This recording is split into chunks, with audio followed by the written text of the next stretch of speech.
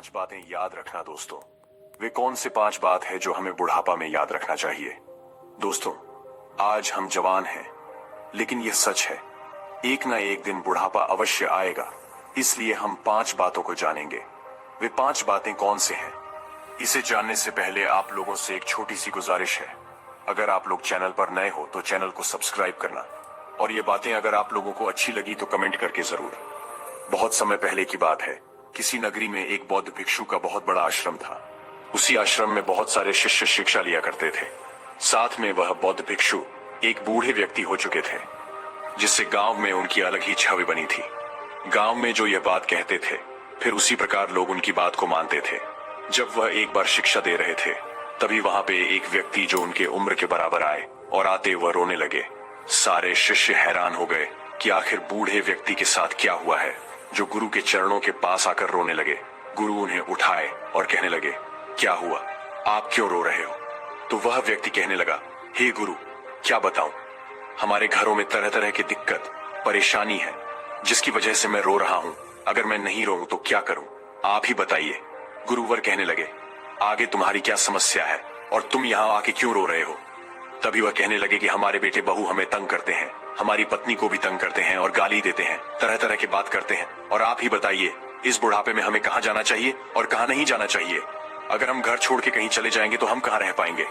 उनकी बात सुनकर बौद्ध भिक्षु की आंखों में आंसू आ गया और सोचने लगे कि कोई भी इंसान अपने औलाद पालन पोषण करता है, हमारे बुढ़ापा का लाठी बने, सहारा बने, लेकिन बुढ़ापा आते ही अगर औलाद ठुकरा कर भगा देती है तो माँ बाप के कहाँ जाएंगे?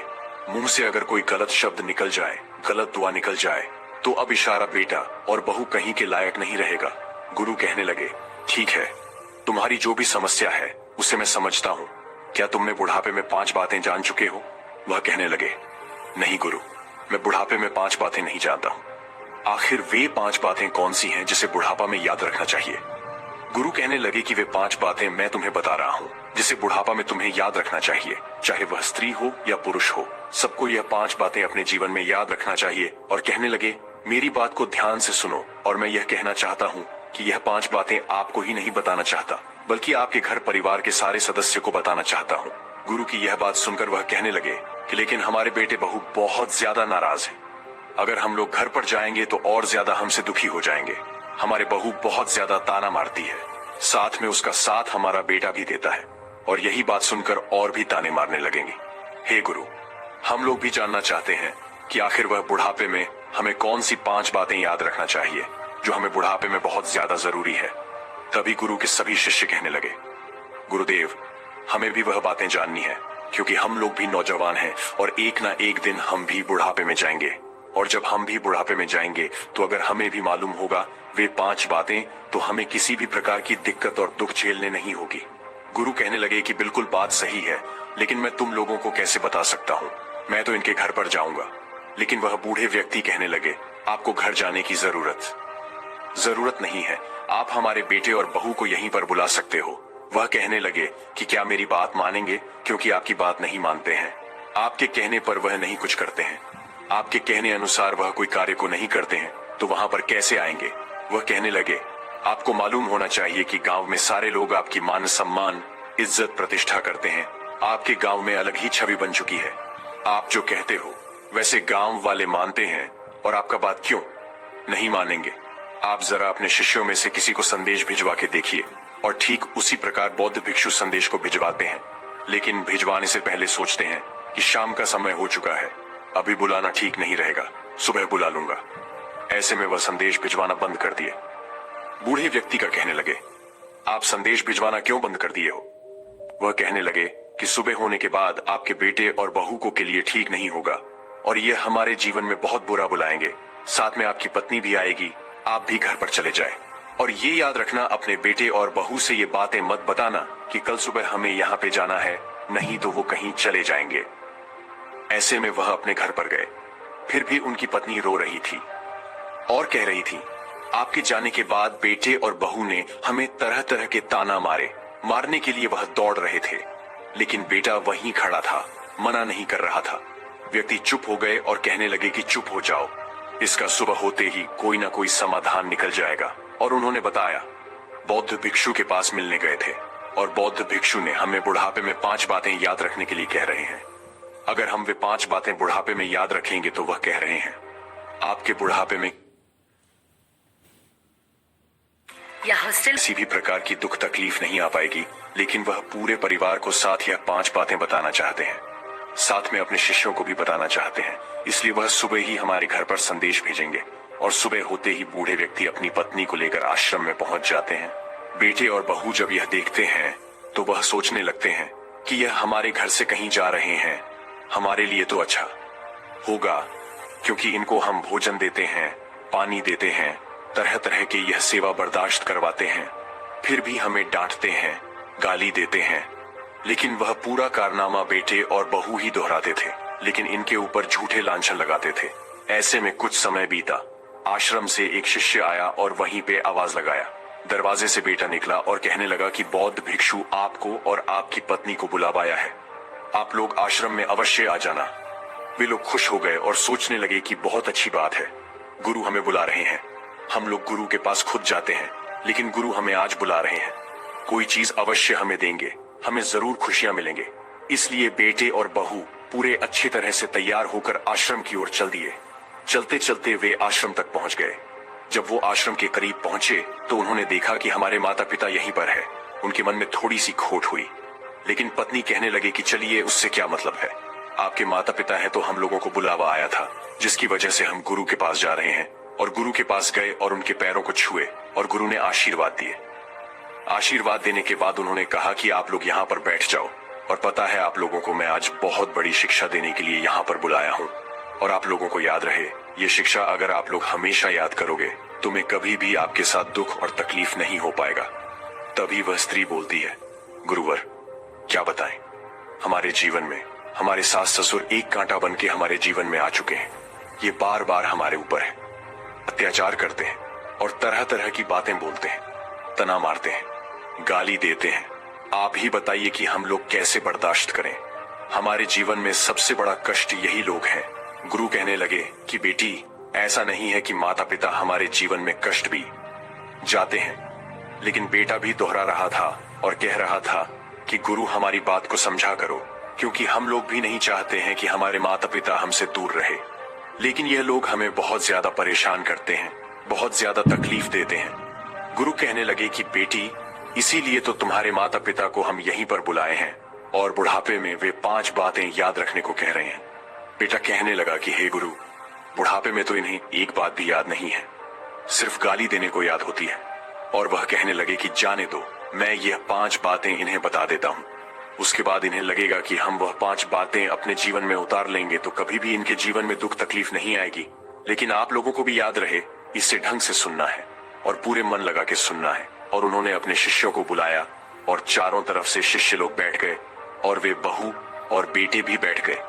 में यह बूढ़े पति पत्नी बैठ गए और उन्होंने कहना जारी रखा और कहने लगे कि बुढ़ापे में 5 बातें याद रखने में से सबसे पहला बात यह है कि सबसे पहले बुढ़ापे में आप लोग स्वस्थ का ध्यान दो, तभी वह गुण दिखाने लगेंगी। हे गुरु, आप क्या कह रहे हो? आखिर बुढ़ापा में हर कोई दुख और तकलीफ आता है।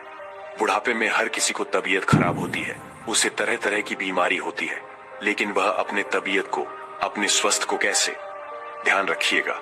गुरु कहने लगे, मेरी बात को ध्यान से सुनो। मैं ये कह रहा हूँ कि बुढ़ापे में बहुत सारे लोग किसी न किसी लत की वजह से वह नशा करते हैं, जैसे बीड़ी पीते हैं, कुछ तरह तरह के नशीले पदार्थ का सेवन करते हैं, जवानी में सेवन करते हैं, वे बुढ़ापे तक करते हैं। जब वह बुढ़ापे में करते हैं तो उनकी तबीयत खराब होती है। जब तबीयत खराब होती है तो वे लोग परेशान हो जाते हैं। उनके बेटे और बहू को उनका स्वास्थ्य का ध्यान रखना पड़ता है, लेकिन डॉक्टर के पास जब इलाज कराने के लिए बेटे और बहू ले जाते हैं तो डॉक्टर लोग यह कहते हैं कि इन्हें नशे का लत छोड़ना ही पड़ेगा, इन्हें बीड़ी छोड़ना ही पड़ेगा, इन्हें नशीले पदार्थ का सेवन कभी भी नहीं करना चाहिए। लेकिन बुढ़ापे में लोग अपनी आदत के मजबूर अपने बेटे और बहू से चुपके से नशा कर लेते हैं। उसके बाद फिर से उनकी तबीयत बिगड़ जाती है और बेटे और बहू परेशान हो जाते हैं। इसलिए मैं कहना चाहता हूं कि बुढ़ापे में अगर आपकी भी ये लत है तो आप लोग अपने स्वास्थ्य पर ध्यान दें। ऐसा नहीं है कि अगर आप लोग लत नहीं करोगे तो आप लोग जिंदा नहीं रह पाओगे, जिंदा रह पाओगे। लत बहुत खतरनाक चीज है, नशे का सेवन बहुत ज्यादा खतरनाक चीज है। आप नशे का सेवन करिएगा तो आपके बुढ़ापे में दुख दुर्दशा कभी भी दूर नहीं हो सकती, क्योंकि आपकी बीमारी कभी भी नहीं भाग सकती है। नशे करने से हमारे शरीर को बर्बादी पहुंचती है, नुकसान पहुंचती है, और हम बाद में अपने बेटे और बहू को दूसरी ठांटते हैं। लेकिन हम खुद ही नहीं देखते हैं कि सारा दोष हम लोग में है, और हमें ऐसा नहीं करना चाहिए। चाहे वे मर्द हो या औरत हो, दोनों लिए यह बात बैठती है कि कोई भी हो, उन्हें नशा नहीं करना चाहिए, उन्हें नशीले पदार्थ का सेवन नहीं करना चाहिए, नहीं तो उनका बुढ़ापा दुखों से बीतेगा। बौद्ध भिक्षु यह बात सुनकर बेटे और बहू मन ही मन खुश हो रहे थे, गदगद हो रहे थे और सोच रहे थे कि बौद्ध भिक्षु हमें नहीं बल्कि हमारी सास ससुर को ही डांट रहे हैं। और ऐसे में वे लोग बहुत ज्यादा खुश थे, और उन्होंने दूसरी बात बताना जारी रखा और कहने लगे, दूसरी बात भी ध्यान से सुनो। और दूसरी बात यह बताने लगे कि बहू पर अत्याचार करना बंद करो। तभी वह स्त्री बोलती है कि हे गुरु, यह बिल्कुल बात ठीक है। ये लोग हमारे ऊपर बहुत ज्यादा अत्याचार करते हैं, हमें गाली देते हैं, हमें मारते हैं, हमें पीटते हैं। साथ में बेटा भी कह रहा था कि हमें भी कुछ कह देते हैं, हमारी बहू को हमेशा तंग करते हैं। आप ही बताइए कि हमारी बहू कहाँ जाएगी और कहाँ आएगी। ऐसे में गुरु कहने लगे कि बेटी, आप जरा जाइए, मैं इन्हें समझा रहा हूँ, मैं इन्हें बता रहा हूँ। जारी रखते हैं और कहते हैं कि देखिए, बहुओं पर अत्याचार मत करो। बहू है, लेकिन अगर उसे हम सही ढंग से देखेंगे तो वे हमारी बेटी हैं। भले चेहरा ही बदल को देख लो, आपकी भी बेटी होगी, वे किसी के दूसरे घर में जाएंगी। अगर आप लोग अपने बहू पर अत्याचार कर रहे हो, अगर आपकी बेटी पर कोई अत्याचार करेगा तो आपको कैसा लगेगा? आपको दुख होगा, आपकी दिक्कत होगी, आपकी परेशानी होगी। लेकिन आप लोग कहोगे कि हम लोग तो कुछ भी नहीं किए हैं, फिर भी हमारे बेटे के साथ ऐसा क्यों हो रहा है? इसलिए आप लोगों से गुजारिश है कि अगर आप लोग बुढ़ापे में भी चले गए हो, फिर भी आप अपने बहुओं को परेशान मत करो। ज्यादातर जो सास होती है वे अपने बहुओं को परेशान करती है, और ससुर होते हैं जो अपने बहू को परेशान करते हैं। लेकिन दोनों लोग भी मिलके कहीं कहीं परेशान करते हैं। लेकिन इस दुनिया में ज्यादातर देखा गया है सास बहुओं को बहुत ज्यादा परेशान करती है। इसीलिए सास से गुजारिश है, कभी भी ये कदम मत उठाए और ध्यान रखें कि हमारी बहू है, अगर उससे कोई गलती हो जाती है तो हमें उसे बताना चाहिए, बल्कि उसके ऊपर हमें अत्याचार नहीं करना चाहिए। नहीं तो कल के समय में हमारे साथ भी हमारी बहू अत्याचार करेगी तो हमारा जीवन बर्बाद हो जाएगा। और उन्होंने दूसरी बात बताने के बाद उन्होंने तीसरी बात बताना जारी रखा और कहते हैं कि उससे कम करना। मैं मानता हूं कि बुढ़ापे में इंसान चला जाता है तो उसे पता नहीं होता है कि मैं क्या कर रहा हूं और क्या नहीं कर रहा हूं। वह कभी गुस्सा बहुत ज्यादा करता है, कभी कम करता है। लेकिन आप लोगों को याद होना चाहिए कि यह आपका जवानी नहीं है कि जवानी में आप जैसा चाहोगे वैसा कर पाओगे, क्योंकि बुढ़ापा में अच्छे अच्छे लोग भी बहुत अच्छे बन जाते हैं। और यह ध्यान रखना कि आपको बुढ़ापे में अगर जब भी गुस्सा आए तो उसे शांत कर लेना, और वे गुस्से किसी पर मत निकालना, नहीं तो आपके एक गुस्से की वजह से आपका बुढ़ापा बहुत ज्यादा दुख और दर्द से बीतेगा। आपके बुढ़ापे में बहुत ज्यादा परेशानी आएगी, और आप लोग हमेशा अपने बेटे और बहू को हमेशा दोष ही लगाओगे और कहोगे कि हमारे बेटे और बहू हमारे साथ ये कर रहे हैं। जैसे मान लो आप लोग कोई सामग्री मांग रहे हो, लेकिन बहू वह सामग्री लाने में थोड़ी सी देर कर दी। हो सकता है कि बहू ने उस आवाज को नहीं सुन पाई होगी, या आपका बेटा कहीं बाजार जा रहा है, लेकिन बाजार जाते वक्त आपने उसे बताया कि बेटे हमें यह सामान चाहिए, लेकिन बेटा वह सामान बाजार से नहीं लेकर आया। आप उससे गुस्सा कर देते हो और कहने लगते हो, तू किसी का काम के लिए नहीं है और तू हमारा बात को नहीं मानता है। तरह तरह के उस पर गुस्से करते हो जिससे बैठे को भी बुरा लग सकता है। आप लोगों को सोचना चाहिए कि हो सकता है कि आपका बेटा भूल गया होगा जो सामग्री आप लोग उससे बताए थे, नहीं तो उसके पास पैसे नहीं बचे होंगे जिसकी वजह से वह सामग्री नहीं लेकर आया होगा। लेकिन इसी बात को लेकर हम गुस्सा करते हैं, और गुस्सा करने की वजह से हमारा बुढ़ापा दुख और दर्दों से बीतता है और हम हमेशा दुखी रह जाते हैं। उन्होंने यह बात बताने के बाद उन्होंने कहा कि अब चौथी बात को भी ध्यान से सुनना, और चौथी बात भी बताना जारी रखते हैं और कहते हैं कि लोगों और पड़ोसियों से अपने घर के बात को कभी मत कहना।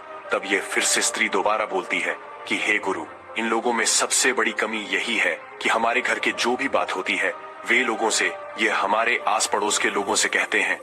आप ही बताइए कि जहाँ पर हम रहते हैं कि सारे पड़ोसी हम लोगों से जलते हैं और दुश्मनी करते हैं, और दुश्मन लोगों से यह लोग अपनी बात को बताते हैं, अपने घर को समस्या को बताते हैं।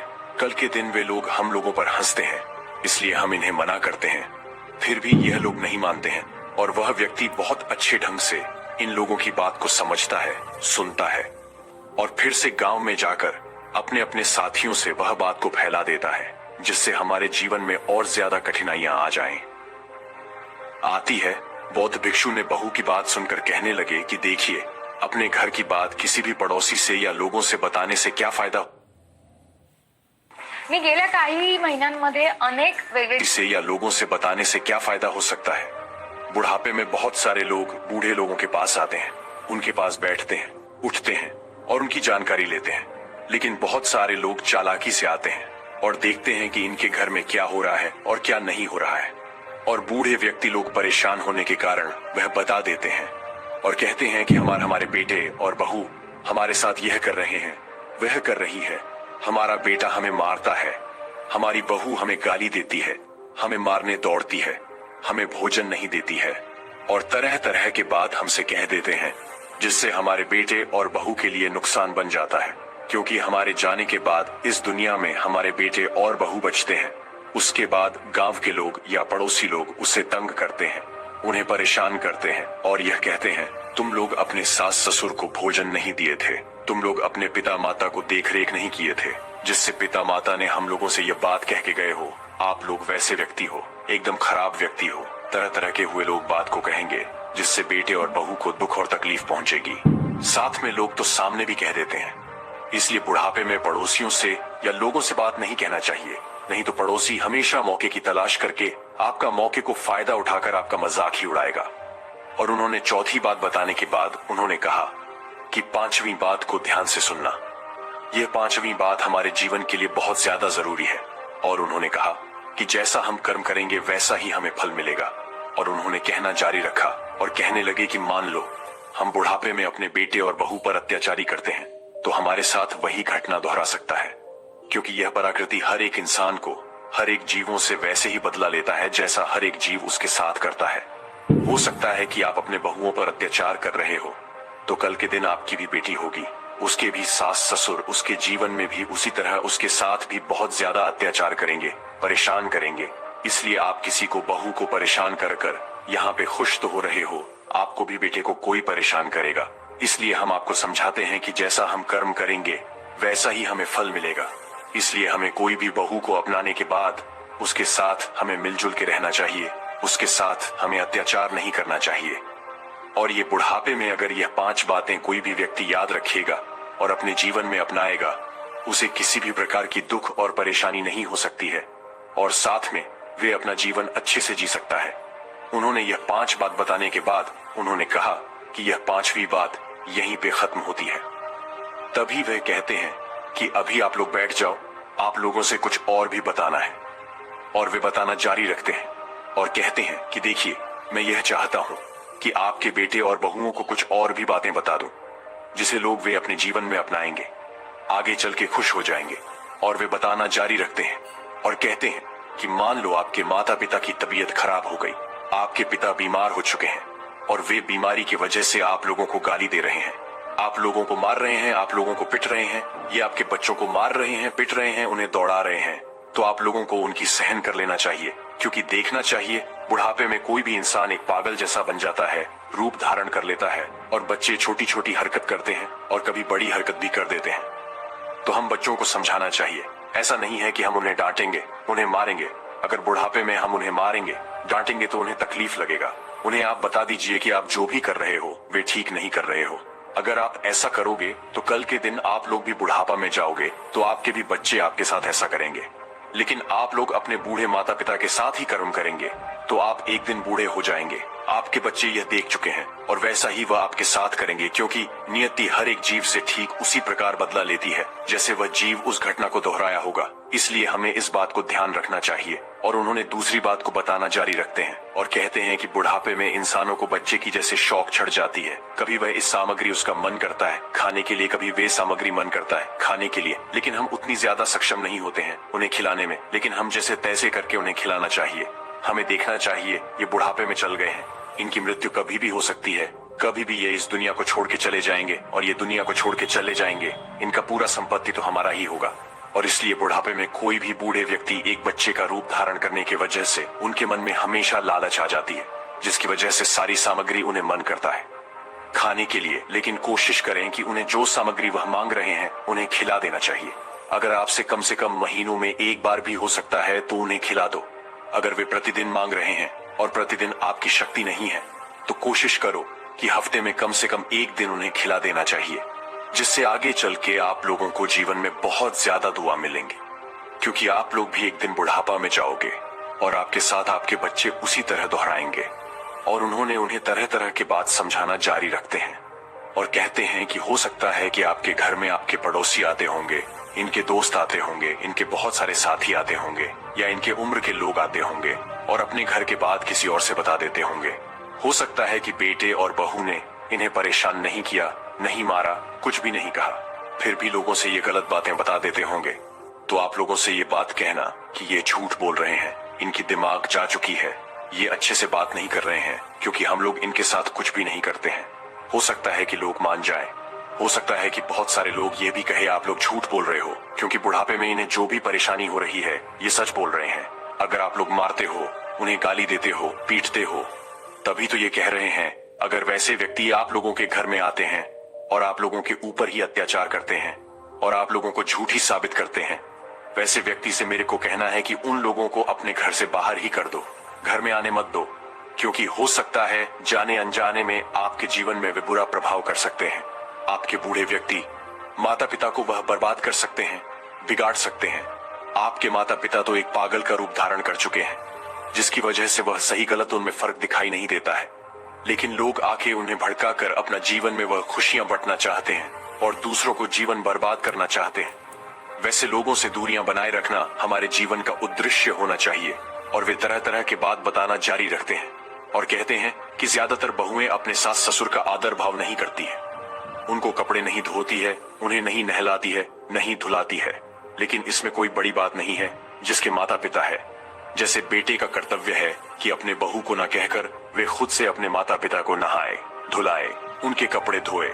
बहुत सारे बेटे को शर्म आती है, लेकिन यह शर्म करने की समय नहीं है।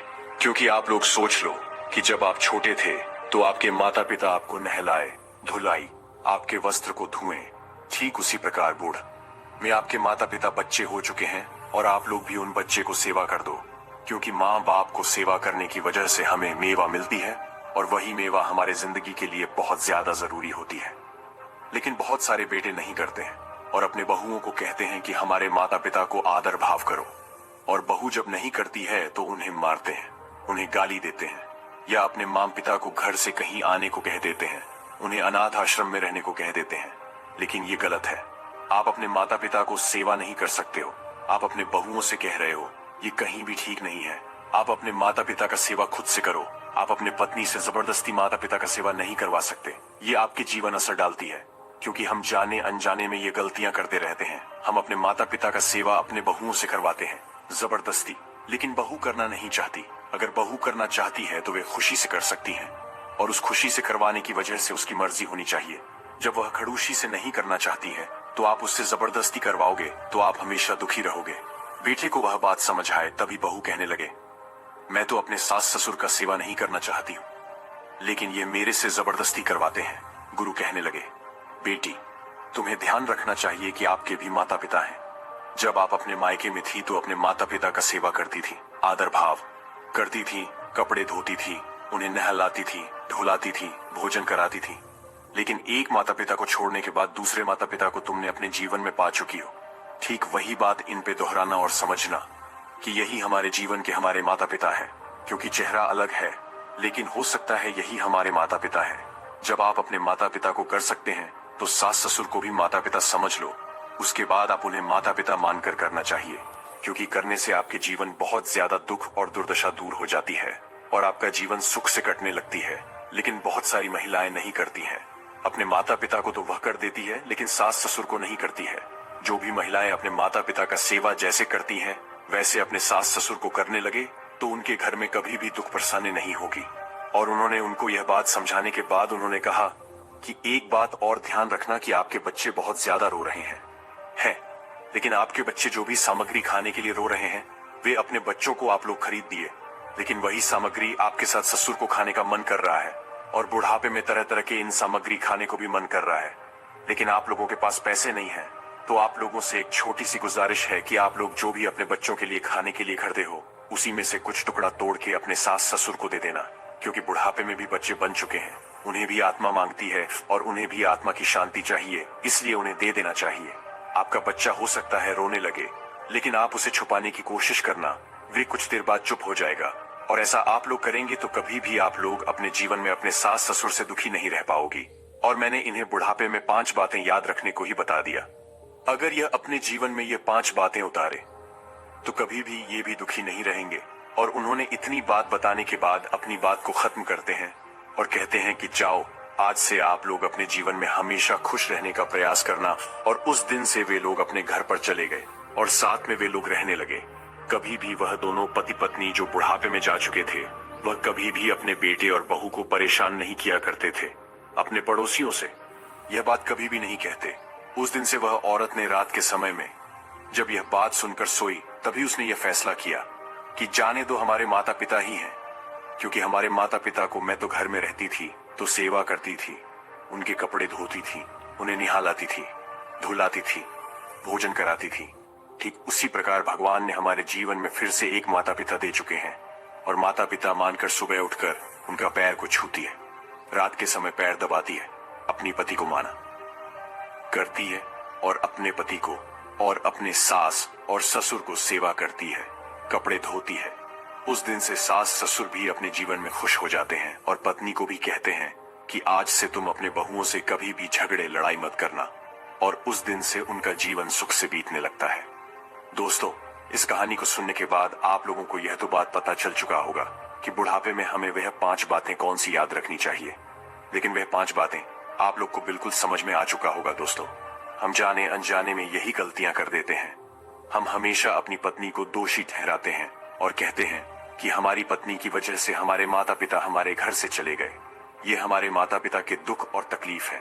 लेकिन एक बेटा होने के नाते आप लोगों को याद रखना चाहिए कि आप अपने माता पिता को आदर भाव नहीं कर सकते। दूसरे को, बेटी को लाकर आप जबरदस्ती उससे आदर भाव करवा रहे हो, ठीक नहीं है। आपके जीवन का यह उद्देश्य नहीं होना चाहिए, क्योंकि आपके माता पिता हैं, आपका सेवा आदर भाव किए हैं, आपको करना चाहिए। कुछ समय अगर आप घर पर नहीं रहते हो, अगर आपकी पत्नी राजी है, करना चाहती है तो कर सकती है। अगर नहीं करना चाहती है तो आप अपने माता पिता को आदर भाव करने के लिए किसी एक नौकर का इकट्ठा कर दो और नौकर को कह दो कि हमारे माता पिता को तुम आदर भाव करना, हम तुम्हारा मजदूरी दे देंगे। लेकिन पत्नी से जबरदस्ती कर पाना जरूरी नहीं होता है।